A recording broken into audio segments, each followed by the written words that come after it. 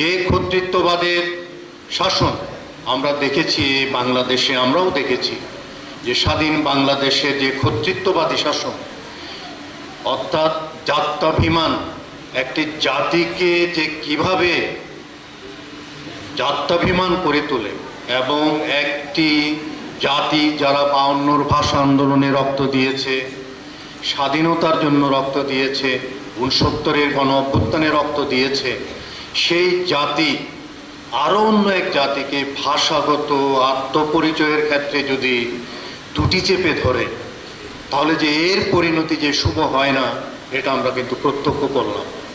যে কর্তৃত্ববাদী শাসনের কথা বলা হচ্ছে, অতি সম্প্রতি আমরা আমাদের চোখে এবং এই তরুণ প্রজন্ম যারা, তারাও দেখেছে যে কর্তৃত্ববাদী শাসনের যে পরিণতি হয়, এই জুলাই এবং আগস্ট বাংলাদেশের ক্ষেত্রে একটি মাইল ফলক হয়ে থাকবে।